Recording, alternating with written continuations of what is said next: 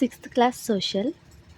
ఆది మానవులు చిన్న చిన్న గుంపులుగా గుహలలో, చెట్లు, రాళ్ళ నీడలో నివసించేవారు. ఇళ్లను నిర్మించుకునేవారు కాదు. వీరు సంచార జీవనం గడిపేవారు. వివిధ ప్రాంతాలలోని గుహల గోడలపై, రాతి స్థావరాలపై ఆది మానవులు జంతువులను, వేటాడే సంఘటనలను చిత్రించారు. కొన్ని రకాల రంగురాళ్లను పిండి చేసి అందులో జంతువుల కొవ్వును కలిపి చిత్రాలు వేయటానికి అవసరమైన రంగులను తయారు చేసుకునేవారు. చిత్రించటానికి వెదురు కుంచెలను ఉపయోగించేవారు.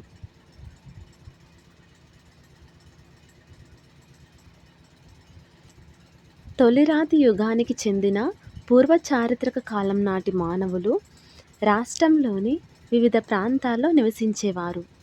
వారు తయారు చేసిన రాతి పనిముట్లు దాదాపు రాష్ట్రంలోని అన్ని జిల్లాల్లో బయలుపడ్డాయి. వరంగల్ జిల్లాలోని ఎక్కల, మహబూబ్ నగర్ జిల్లాలోని అమరాబాద్, నల్గొండలోని ఏలేశ్వరం, కరీంనగర్లోని రామగుండం, ఆదిలాబాద్లోని ఉట్నూరు, నిజామాబాద్లోని ఆర్మూరు, మెదక్లోని మంజీరలోయ, ఖమ్మంలోని చెర్ల. పూర్వ చారిత్రక కాలం నాటి తెలంగాణ ప్రజలు పెద్ద సంఖ్యలో వారి సూక్ష్మరాతి పరికరాలను, చిత్రాలను ఇక్కడ వదిలి వెళ్ళారు. ఇటువంటి చిత్రాలు వరంగల్ జిల్లా తిరుమలగిరి గ్రామంలోని పాండవుల గుట్టలో గల రాతి గుహల గోడలపై కనబడ్డాయి. ఈ రాతి చిత్రకళ ప్రపంచంలోనే తెలంగాణకు ఒక విశిష్ట గుర్తింపు తెచ్చాయి. పూర్వ చారిత్రక యుగం నుండి కాకతీయులు లేదా విజయనగర రాజుల కాలం వరకు, అనగా దాదాపు 12,000 సంవత్సరాల క్రితం వరకు ఈ చిత్రకళ ఒక ప్రత్యేకతను కలిగి ఉంది. ఖమ్మం జిల్లా పెనుబల్లి మండలం రామచంద్రపురంలో గల నీలాద్రి గుట్టల్లోని రాతి స్థావరం. ఆనాటి రైతులు చెట్లను, కొమ్మలను నరకడానికి వీలుగా ఉండే కొత్త రకం రాతి పనిముట్లను తయారు చేసుకున్నారు. వీటిని నవీన రాతి పరికరాలని పురావస్తు శాస్త్రవేత్తలు అంటారు. ఈ కొత్త రాతి పనిముట్లతో వ్యవసాయం చేసిన కాలాన్ని నవీన శిలాయుగం లేదా కొత్త రాతి యుగం అంటారు. భారతదేశంలో ఆది మానవుల ప్రారంభ వ్యవసాయ ఆనవాళ్లు సుమారు 9,000 సంవత్సరాల క్రితం బెలూచిస్తాన్లో, సుమారు 5,000 సంవత్సరాల క్రితం కాశ్మీర్లో, 4,000 సంవత్సరాల క్రితం బీహార్లో బయటపడ్డాయి. 12,000 సంవత్సరాల క్రితం నిల్వ చేసిన ఆహారాన్ని పురావస్తు శాస్త్రవేత్తలు కనుగొన్నారు. నాగర్ కర్నూల్ జిల్లా అమ్రాబాద్లో లభ్యమైన చెక్కకు బిగించిన రాతి గొడ్డలి. మహబూబ్ నగర్ జిల్లా సేరుపల్లిలో లభ్యమైన నవీన శిలాయుగం నాటి రాతి పనిముట్లు. ఆది మానవులు జంతువుల్ని మచ్చిక చేసుకున్న ఆనవాళ్లు దక్కన్ పీఠభూమిలో తెలంగాణ, ఆంధ్రప్రదేశ్, కర్ణాటక రాష్ట్రాల సరిహద్దుల్లో దొరికాయి. ఈ రాష్ట్రాలలోని అనేక ప్రదేశాల్లో పెద్ద పరిమాణంలో బూడిద దిబ్బలు కనుగొన్నారు. వరంగల్ జిల్లాలో పోలకొండలో జరిపిన తవ్వకాలలో కాల్చిన మట్టి, వీటితో పాటు అసంఖ్యాకంగా సూక్ష్మరాతి పరికరాలు, చేతితో చేసిన కుండలు, ధాన్యాన్ని నిల్వ ఉంచే పాత్రలు లభ్యమయ్యాయి. దీన్ని బట్టి 3,300 సంవత్సరాల క్రితమే ఇక్కడ మానవులు నివసించినట్లు తెలుస్తుంది. నెక్స్ట్ సిక్స్త్ క్లాస్లో 8th లెసన్ వ్యవసాయ ఉత్పత్తుల అమ్మకం. రైతు బజారులో ఉత్పత్తుల ధర నిర్ణయించడానికి కమిటీ ఉంటుంది. ఇందులో 3 రైతులు ఉద్యోగ సభ్యులుగా ఉంటారు. టోకు వర్తకుని దగ్గర కొనే ధరల కంటే 25% ఎక్కువగాను, చిల్లర వర్తకులు అమ్మే ధరలకు 25% తక్కువగాను ఉండే విధంగా ధర నిర్ణయిస్తారు. ప్రభుత్వం ప్రతి సంవత్సరం వరి, గోధుమ, వేరుశెనగ మొదలైన పంటలకు కనీస మద్దతు ధరను నిర్ణయిస్తుంది లేదా ప్రకటిస్తుంది. ఒకవేళ వర్తకులు ఎవరు ఆ ధరకు కొనకపోతే భారత ఆహార సంస్థ, food corporation of India FCI వంటి సంస్థలు కొంటాయి. కనీస మద్దతు ధర కంటే ఎక్కువ ధరకు వర్తకులు కొనుగోలు చేస్తే అమ్మే స్వేచ్ఛ రైతుకు ఉంటుంది. భారత ఆహార సంస్థ FCI, food corporation of India, వ్యవసాయ market yard AMY, agriculture market yard, కనీస మద్దతు ధర ఎంఎస్పి, మినిమం సపోర్ట్ ప్రైజెస్. వ్యవసాయ మార్కెట్ యార్డులో కొనుగోలు చేసినందుకు వర్తకులు 100కి ₹1 చొప్పున కమిటీకి కమిషన్ చెల్లించవలసి ఉంటుంది. రైతుకు ఏమాత్రం చెల్లించాల్సిన పని లేదు. కానీ నిజానికి రైతులు కూలీ ఖర్చు, దింపుడు ఛార్జీలు, పరిశుభ్రత నిర్వహణకు ప్రతి ₹100కి 3.50 చొప్పున చెల్లిస్తున్నారు. మన రాష్ట్రంలో సుమారు 100 వ్యవసాయ మార్కెట్ యార్డులున్నాయి. వివిధ రకాల సమాజాలను తెగలుగా పిలుస్తారు. తెలంగాణలో చెంచులు, కొండరెడ్లు, గోండ్లు, కోయలు, సవరలు మొదలైన గిరిజన సమాజాలున్నాయి. ఫ్యూరర్ హైమండార్ఫ్ అనే మానవ విజ్ఞాన శాస్త్రవేత్త, ఆంథ్రోపాలజిస్ట్ తెలంగాణలోని గోండుల గురించి పుస్తకం రాశాడు. ఇతను గిరిజనులతో పాటు నివసిస్తూ వారి సంస్కృతి, విశ్వాసాలు నమోదు చేసి 1940లో తెలంగాణకు వచ్చి చెంచులు, కొండరెడ్లు, గోండ్ల గురించి అధ్యయనం చేసి పుస్తకాలు రాశాడు. ముఖ్యంగా ఈశాన్య రాష్ట్రాల్లోని గిరిజనుల గురించి అధ్యయనం చేశాడు. వీరికి ప్రతి గ్రామానికి గ్రామ పెద్ద వ్యవహరిస్తాడు. ఇతన్ని పట్ల అంటారు. ఈ పదవి వారసత్వంగా వస్తుంది. తెలుగువారు, మరాఠావారు ఆ ప్రాంతాలకు వలస రావడం, పంచాయతీరాజ్ వ్యవస్థ ప్రారంభం కావడంతో 1940, 1950ల నుంచి గోండుల అలవాట్లు, ఆచారాలలో మార్పులు చోటు చేసుకున్నాయి. నెక్స్ట్ 6th క్లాస్ సోషల్లో 10th లెసన్ సామ్రాజ్యాలు, గణతంత్రాల ఆవిర్భావం. ఉత్తర భారతదేశ విశాల మైదానాన్ని గంగా సింధు మైదానం అని అంటారు. హిమాలయాలకు, ద్వీపకల్ప పీఠభూమికి మధ్య గంగా, యమునలు ప్రవహిస్తాయి. గంగా లోయ మైదానం అధిక వర్షపాతం, హిమాలయాల నుంచి ప్రవహించే అతిపెద్ద నదులు తెచ్చే ఒండ్రుతో సారవంతంగా ఉంటుంది.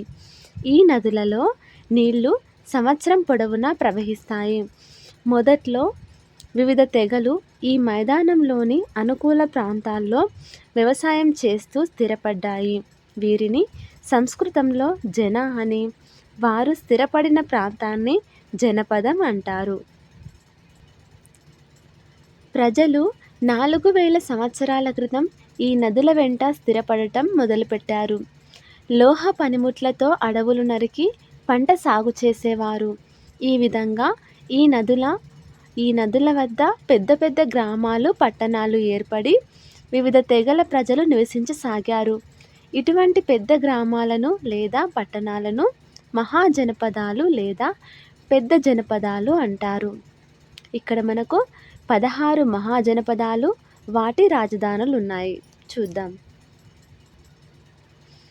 కాంబోజా, దాని రాజధాని రాజపురం. గాంధార, తక్షశిల. కురు, హస్తినాపురం, ఇంద్రప్రస్థం, ఇసుకార. పాంచాల, అహిచ్చత, కాంపిల్య. కోసల, శ్రావస్తి. మలయ, కుషినగరం, పావాపురి. వజ్జి, వైశాలి. సూరసేన, మధుర. వత్స, కౌశాంబి. మత్స, విరాటనగరం. అవంతి, ఉజ్జయిని. చేది, శుక్తిమతి. కాశీ, వారణాసి. అంగ, చంపానగరం. మగధ, గిరివ్రజ లేదా రాజగృహ. అస్మక, పౌధాన్య. 16 మహాజనపదాలు. ఆ కాలం నాటి పుస్తకాలు ఎక్కువగా బ్రాహ్మణులు, బౌద్ధ, జైన భిక్షువులు సంకలనం చేశారు. ఇవి ఆనాటి గ్రామాల, పట్టణాల గురించి, పాలకుల గురించి తెలియజేస్తున్నాయి. అవి మతాలకు సంబంధించిన పుస్తకాలు. కొన్ని పుస్తకాలను గ్రీసు వంటి దూర ప్రాంత వాసులు కూడా రాశారు.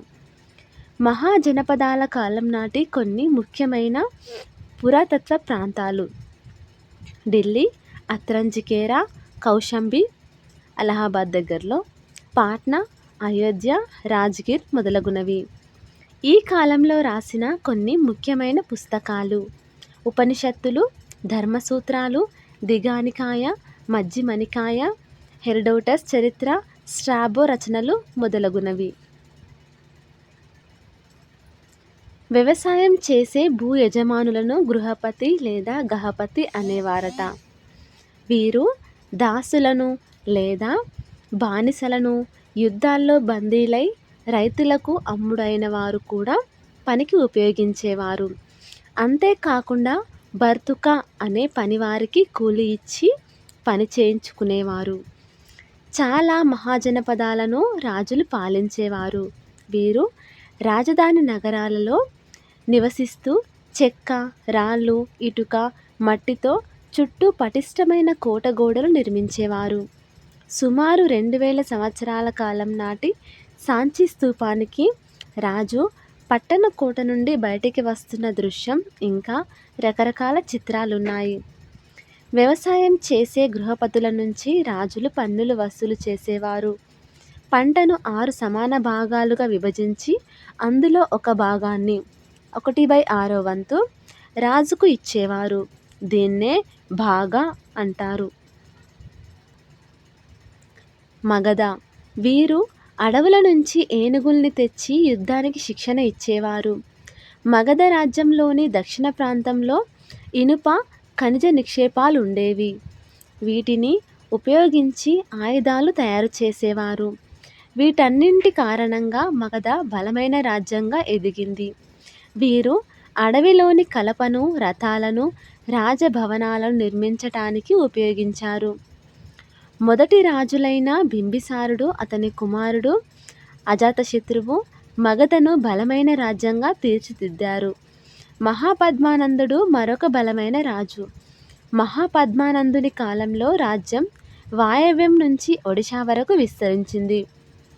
వీరి వంశవృక్షం బింబిసారుడు, తర్వాత అజాతశత్రువు, తర్వాత మహాపద్మానందుడు.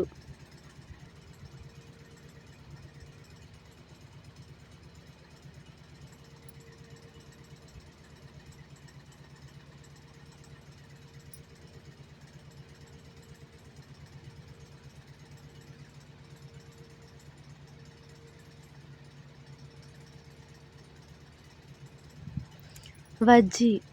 వజ్జి ఒక గణరాజ్యం. మగధ రాజ్యానికి ఉత్తరంగా గణతంత్ర ప్రభుత్వాన్ని కలిగిన వజ్జి మహాజనపదం ఉండేది. రాజ్యంలో ఒకే పాలకుడు కాకుండా పరిపాలకుల బృందం ఉండేది. కొన్ని సందర్భాలలో వేల మంది కలిసి పాలన చేసేవారు. ప్రతి ఒక్కరూ తమను రాజా అని పిలుచుకునేవారు. వారు సంప్రదాయాలను పాటిస్తూ సమావేశమై నిర్ణయాలు తీసుకునేవారు.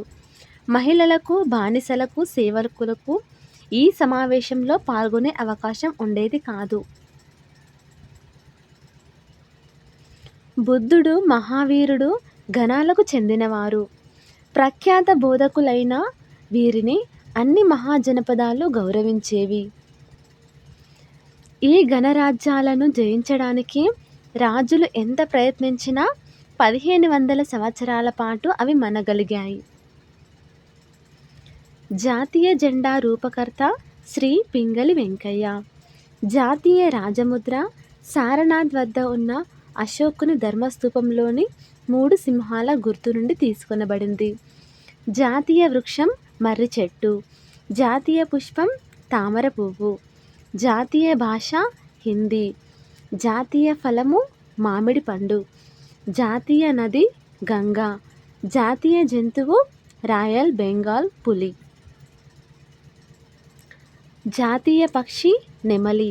మన జాతీయ గీతం శ్రీ రవీంద్రనాథ్ ఠాగూర్చే రచించబడింది జనగణమన. జాతీయ జలచర జంతువు డాల్ఫిన్. జాతీయ ప్రార్థన వందే మాతరం శ్రీ బంకిం చంద్ర చటర్జీచే రచించబడింది. జాతీయ వారసత్వ జంతువు ఏనుగు. జాతీయ క్యాలెండర్ శక సంవత్సరం ఆధారితం, చైత్ర మాసం నుండి ఫాల్గుణ మాసం వరకు. ప్రపంచ దేశాల వలనే గ్రెగరియన్ క్యాలెండర్ను అధికారిక క్యాలెండర్గా ఉపయోగిస్తాము. భారత ప్రామాణిక కాలము 82.5 డిగ్రీల తూర్పు రేఖాంశ ఆధారితం. గ్రీన్విచ్ ప్రామాణిక కాలం కన్నా మన దేశ కాలం 5.5 గంటలు ముందుంటుంది.